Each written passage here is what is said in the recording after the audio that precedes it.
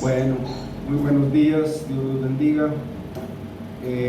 Estamos compartiendo este tema que se llama la oposición o, bueno, el mandamiento de predicar el Evangelio. Y en esta parte que estamos viendo, estamos tocando la oposición que se levanta en las fuerzas de este mundo, las fuerzas que están encabezadas por Satanás mismo y fuerzas que son contrarias al Espíritu de Dios, que son contrarias definitivamente a Dios. Y esas fuerzas, pues tristemente se manifiestan en las mismas criaturas que Dios creó. Si hablamos de Satanás y sus ángeles, bueno, ellos son criaturas que resisten y se oponen a la voluntad de Dios, al plan de Dios, a la obra de Dios, al testimonio de Dios. Pero no solamente esas criaturas, sino también los hombres mismos. Nuestra naturaleza humana tiene una resistencia y un rechazo a la voluntad de Dios. Por eso, una palabra clave para que la voluntad de Dios prospere en nuestros corazones se llama convertirse. Bueno, una de esas anterior a convertirse es arrepentirse de tener una actitud contraria a la voluntad de Dios y vivir en esa actitud. Por eso Dios llama arrepentidos y convertidos, para que sean borrados vuestros pecados y vengan de la presencia del Señor tiempos de refrigerio, tiempos de paz, de bendición, de reposo, de providencia. Bueno, en este sentido ha de haber un cambio radical, una nueva naturaleza, una nueva creación en el corazón del hombre, un nuevo nacimiento. Esta parte Dios la efectúa, la lleva a cabo, pero la parte que Él nos pide a nosotros, que está en nosotros decidirlo, es arrepentirse de vivir contrariamente a la voluntad de Dios y convertirse de nuestra voluntad a su voluntad, de nuestros caminos a sus caminos, de nuestros pensamientos a sus pensamientos. Son palabras fundamentales para que Dios pueda tener una comunión, una relación personal con nosotros. Sin arrepentimiento y conversión, Dios no puede iniciar ninguna relación personal con nosotros. ¿Por qué? Pues porque por naturaleza vivimos contrariamente a la voluntad de Dios. Entonces, cuando Dios empezó a encontrar los corazones que respondieron a su búsqueda, a su llamado, y la voluntad de Dios era que quería morar en ellos, quería vivir dentro de ellos.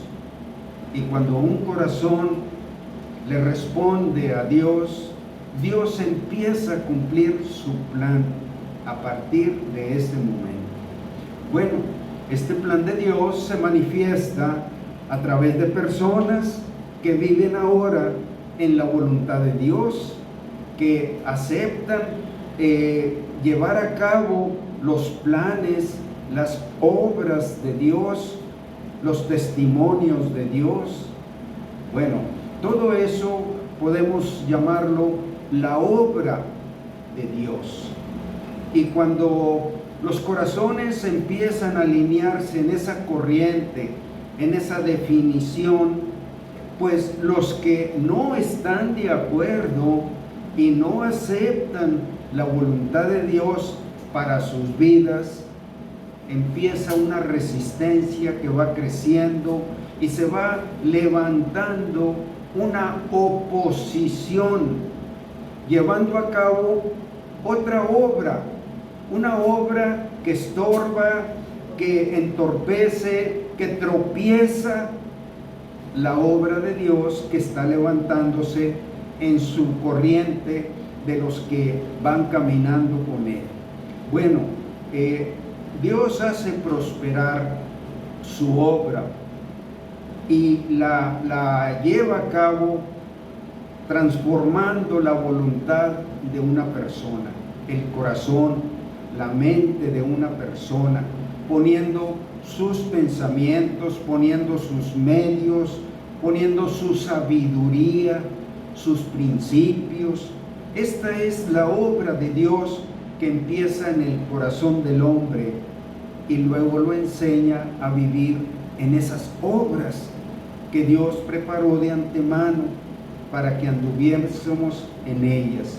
Bueno, en esta parte estamos hablando que cuando la obra de Dios empezó allá en Jerusalén, cuando recientemente había muerto, resucitado nuestro Señor Jesucristo, Él les comisionó a sus apóstoles que fueran y enseñaran en todas las naciones lo que Él les había enseñado. Enséñenles que guarden todas las cosas que yo os he mandado. Y eso también describe la obra de Dios, ser enseñados a guardar las cosas que el Señor ha mandado. En otras palabras, esa es la vida cristiana que hemos de aprender, y es una obra que viene de Dios. Él dijo: enséñenles que guarden las cosas que yo les he mandado. Esa es la línea de Dios, es el origen, la raíz de donde viene lo que Él quiere manifestar entre los hombres. Bueno, esa obra de Dios pues encuentra muchos tropiezos, adversarios, oposición, una mentalidad de este mundo que no es la mente de Dios, sino es la semilla del pecado que Satanás sembró en el corazón del hombre. Es una mentalidad, una filosofía, una manera de vivir plasmada en la manera de vivir en la corriente del mundo. Y en esta parte que habíamos dejado la vez anterior, estábamos viendo que debemos aprender que los elementos esenciales en la obra de Dios que nunca pueden faltar, hablándonos a aquellos que queremos llevar esta obra en nuestras vidas, que hemos sido cautivados para invertir, para entregar nuestra vida a la voluntad de Dios. Somos criaturas y la Biblia dice que en el momento de recibir a Cristo, Él nos da la potestad de ser hechos hijos de Dios.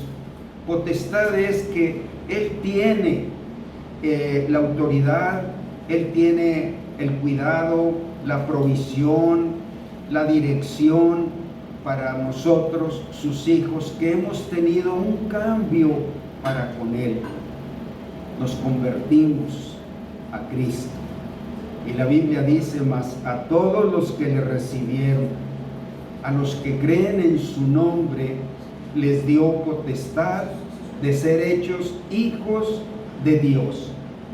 Bueno, a estos hijos de Dios sobre los cuales Él reconoce de su familia, de su linaje, de su reino, de su espíritu, de su voluntad, a ellos les ha encomendado esta obra, pero no en sus fuerzas, sino les dijo: yo voy a estar con ustedes todos los días hasta el fin del mundo.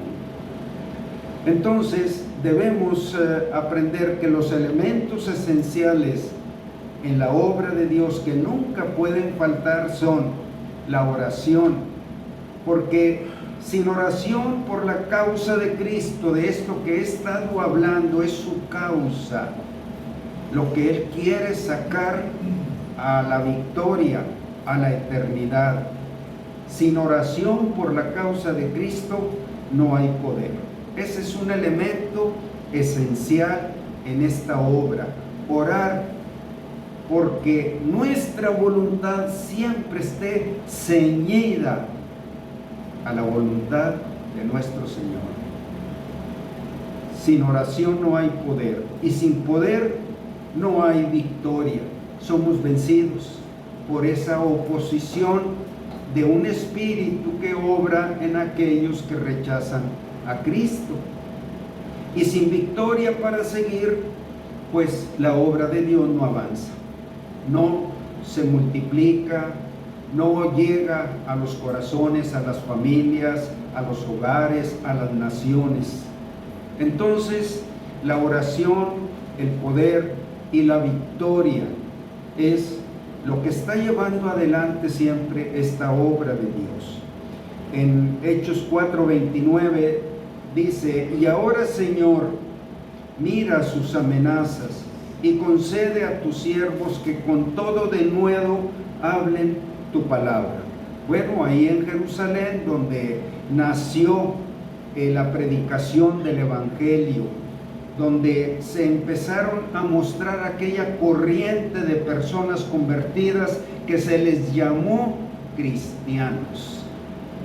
El movimiento espiritual de los cristianos nació en Jerusalén, pero en medio de una gran oposición representada por las autoridades de los judíos. Y dijimos que estas autoridades comprendían el poder religioso, el poder económico y el poder político.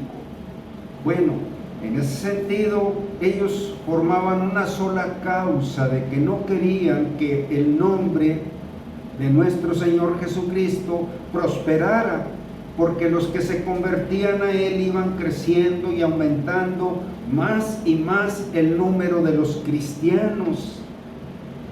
Bueno, esta es la obra de Dios en movimiento, y en cierto sentido estamos viendo para nosotros que así es como prospera, como llega a otros corazones, partiendo de nuestros corazones o de nuestras vidas. Así es que si tú quieres visualizarte y estar incluido en esta obra, debes revisar que estos elementos nunca falten en tu vida como un servidor de Cristo. La oración por la causa de Cristo. Que nunca te falte el poder para vencer un espíritu, una mentalidad, una vida que está estructurada sobre los valores del mundo. La vanidad, la avaricia, la codicia, el orgullo, la soberbia, la idolatría, la gloria del hombre. Es una de las cosas que más estorban a la obra de Dios, que el hombre busca su propia gloria.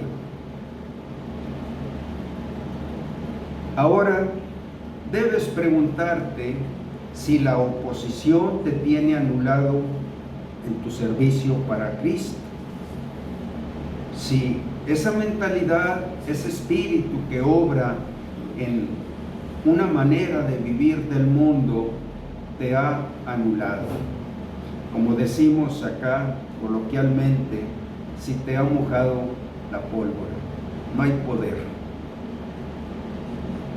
Entonces vemos aquí un cuadro o una escena que ellos fueron apresados, fueron encarcelados, fueron llamados a estos tribunales y les intimaron de que de ninguna manera ellos hablaran más en ese nombre. Un nombre no era un nombre personal, su nombre era autoridad, poder, era alguien digno que podías entregarle tu vida, el nombre del Señor Jesucristo. Jesús el Cristo. Mientras extiendes tu mano, ellos oraron así. Mientras extiendes tu mano para que se hagan sanidades y señales y prodigios mediante el nombre de tu santo Hijo Jesús. Mediante el nombre, el que tiene la autoridad y el poder. El Señor, un poquito antes de despedirse de sus discípulos para ir al cielo, les dijo: toda potestad me es dada en el cielo y en la tierra. Toda potestad, nadie los puede parar. Por tanto, vayan y hagan discípulos y enséñenles las cosas que yo les he mandado. Y he aquí, yo estaré con vosotros todos los días hasta el fin del mundo, hasta que venga por segunda vez. Bueno, ellos decían exactamente, mientras extiendes tu mano, que se hagan sanidades y señales y prodigios mediante el nombre de tu santo Hijo Jesús. En otras palabras, es: Señor, allánanos el camino de todo adversario, de toda dificultad, de toda opresión. Allánanos el camino. Cuando hubieron orado, el lugar en que estaban congregados tembló, y todos fueron llenos del Espíritu Santo y hablaban con denuedo la palabra de Dios. Bueno, en este sentido, ellos también fueron oprimidos, para que amenazados, para que quitaran aquel fervor, aquella manifestación que ellos tenían. Esto es lo que enseña la Biblia. Nosotros podemos ser oprimidos, podemos ser desalentados, podemos ser atemorizados, pero esta es la provisión de Dios, una nueva llenura del Espíritu Santo, que es el que te levanta para que tú camines. En un sentido, esta obra es una obra sobrenatural. Para que ustedes tengan una idea de la naturaleza de esta obra, de llevar la voluntad de Dios en nuestras vidas, vamos a pensar en aquella escena cuando el Señor Jesucristo, caminando sobre las aguas, les habló a sus discípulos que iban naufragando en una barca, caminando sobre las aguas en la noche, y Él les dijo: no teman, yo soy. Porque ellos se atemorizaron más, creyendo que veían un espíritu. Bueno, Pedro, osado, atrevido, le dijo: Señor, si eres tú, manda que yo vaya a ti sobre las aguas. Esta es la osadía que debemos nosotros cautivar. Realmente esta obra en la que Él nos envía es como caminar en algo sobrenatural, por encima de lo que el mundo cree, lo que el mundo hace, o por encima aún de nuestras propias vidas. Nosotros debemos tener esa iniciativa como Pedro la tuvo. Bueno, él pudo probar caminar sobre las aguas, no más que quitó sus ojos de Cristo y empezó a ver que él no podía sostenerse caminando sobre el agua y se hundía. Y dice ese pasaje que el Señor lo levanta y le dice: ¿por qué dudaste, hombre de poca fe? Bueno, esto es la dimensión de esta obra. Si Él no estuviera en esta obra, como lo estoy describiendo ahí en ese escenario con los discípulos, nosotros nos hundiríamos. La oposición de este mundo nos vencería. En otras palabras, hay un texto en la Biblia que dice, es 1 Corintios 4:20, porque el reino de Dios no consiste en palabras, sino en poder.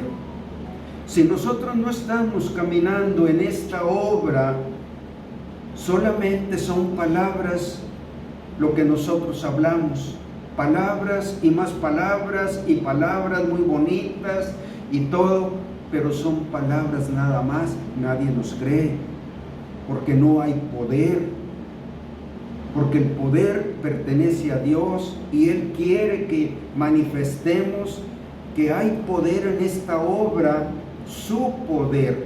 No es la visión de una maquinaria humana, una organización humana, trabajando en sus fuerzas, en sus capacidades. No, esta obra es de Dios. El poder pertenece a Dios, la obra es de Dios.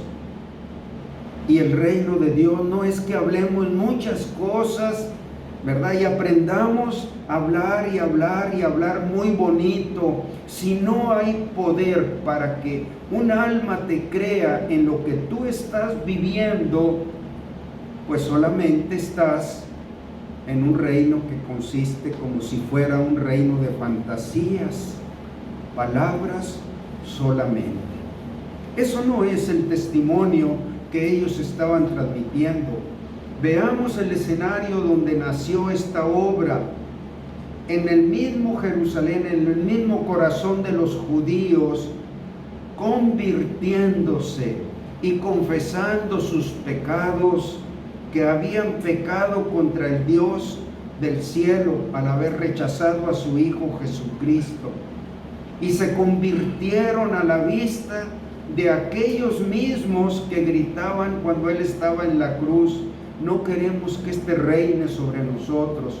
Bueno, de entre ellos se convirtieron y empezaron a ser cristianos, porque empezaron a caminar en contra de una naturaleza en la que vive el hombre, en la naturaleza del pecado, la naturaleza del hombre, las obras del hombre, y se convertían, y a ellos se les llamó cristianos, porque en medio de aquello empezaron a formar parte de ese gran movimiento de convertidos en cristianos. Exactamente esto es lo que tiene que suceder en este momento.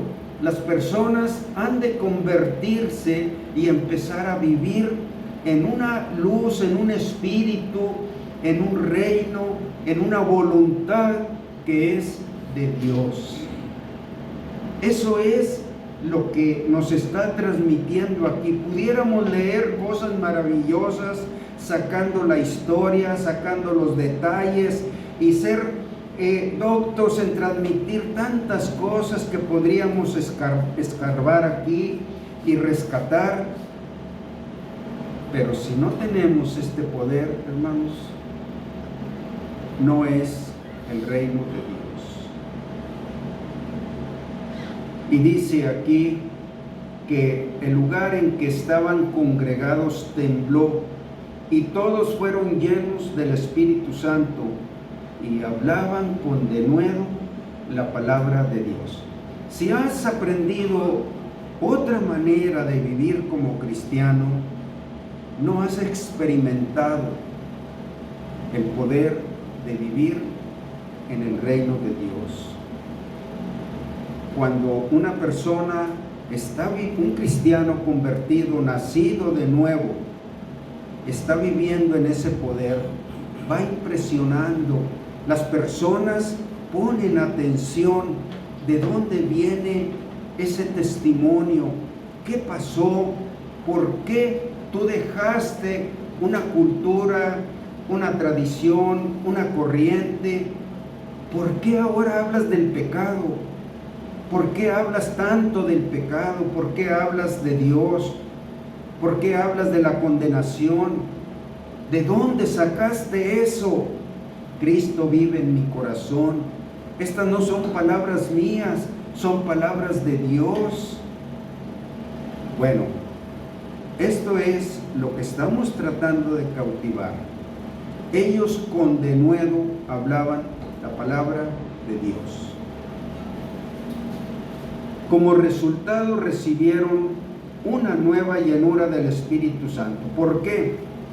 Porque cuando nuestro corazón se aflige o se desalienta o se atemoriza o se compunge, el Espíritu baja. El Espíritu de Dios está siendo relegado, porque el Espíritu no va a producir ese compungimiento, esa aflicción. El Espíritu de Dios va a producir un nuevo ánimo, una nueva inversión. Es como si te rebelaras contra aquello que te ha parado.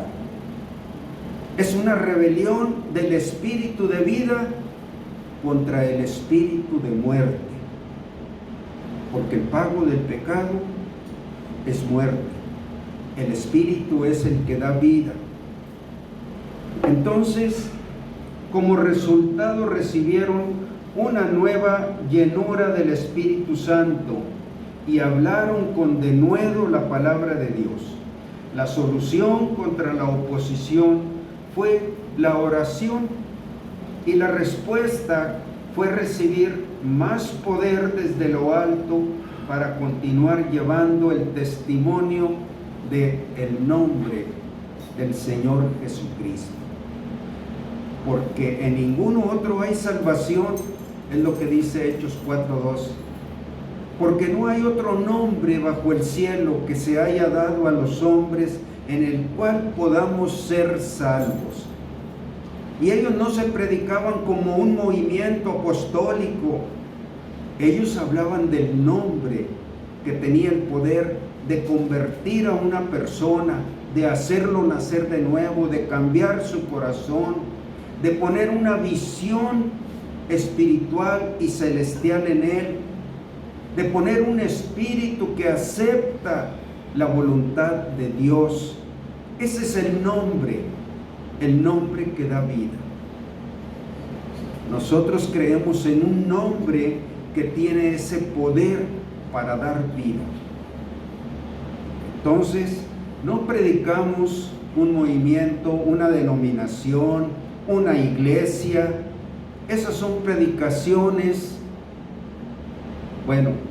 que quitan el nombre de nuestro Señor Jesucristo. Hacen énfasis, resaltan la maquinaria humana, pero el nombre es el que convierte el corazón del hombre. Con un nuevo fervor y poder salieron todos los discípulos y predicaron la palabra de Dios. Fervor es ese avivamiento. Fe. Fervor es una fe que está brotando, que se está derramando, ¿verdad? ¿Qué haremos con estos hombres? Porque señal es manifiesta y han llenado todo Jerusalén de su doctrina. Ese es un fervor. Fe en el nombre de nuestro Señor. Fervor es eso. No paras de hablar del nombre. Te tiene encantado. Y tú crees que ese nombre puede cambiar una persona, lo puede salvar, lo puede convertir, lo puede llevar al cielo. Eso es fervor. Siempre hablando de ese nombre. Por eso muchos ya no hablan nada de su experiencia con Cristo, porque aprendieron a hablar mal. Aprendieron a hablar mal.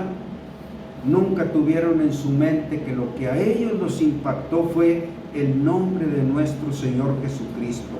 ¿Cuánto puedes tú decir de este nombre? ¿Cuánto puedes testificar? ¿Cuánta convicción tienes tú? ¿Cuánta esperanza tienes tú de este nombre? Muy poquito. Muy poquito. Y lo poquito lo haces a un lado para hablar de experiencias que al final de cuentas una persona dice, bueno, pues tú de esa manera encontraste a Dios, yo lo he encontrado de otra manera. Pero si una persona no se convirtió de lo que él cree o a quien él cree y no se convierte en su corazón al nombre de nuestro Señor Jesucristo, no puede entrar en el reino de Dios.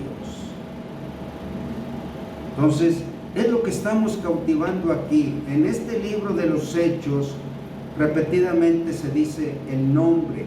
Ya no hablen en ese nombre. Y es lo que tú tienes que tener. ¿Cuánto puedes tú hablar de el nombre de nuestro Señor Jesucristo? ¿Cuánta convicción, cuántas convicciones tienes? Casi nada. Y las que tienes, no crees que sean buenas para predicarlas.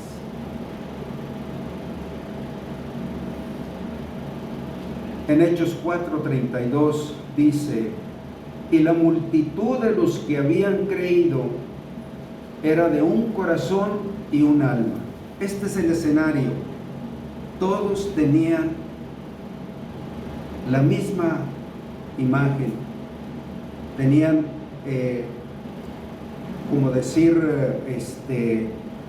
eran distinguidos todos por lo mismo, de un corazón y un alma. Todos tenían su corazón en el Señor. Su alma es su sentir, sus emociones, su esperanza, su expectativa. Todos tenían esto. Y esto es la unidad en el Espíritu. También esto es la comunión en el Espíritu. Y ninguno de ellos decía ser suyo propio nada de lo que poseía, sino que tenían todas las cosas en común. Como que las cosas terrenales habían desaparecido en su valor y en su importancia. Lo más importante era estar incluido en este grupo que llevaban el nombre del Señor Jesucristo. Era lo que tenían en común. Bueno, hermanos, si esto no está en nuestra congregación, no hay esa imagen de cristianos. Porque cuando tenemos estas cosas en común, solo una cosa importa: el nombre de nuestro Señor Jesucristo, lo que Él puede hacer, lo que puede venir de Él, lo que el mundo puede conocer de Él, es lo único que cuenta.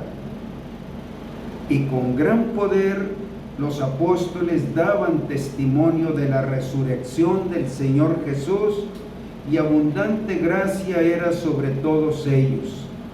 Bueno, vamos a hacer un alto aquí y vamos a ver la segunda parte.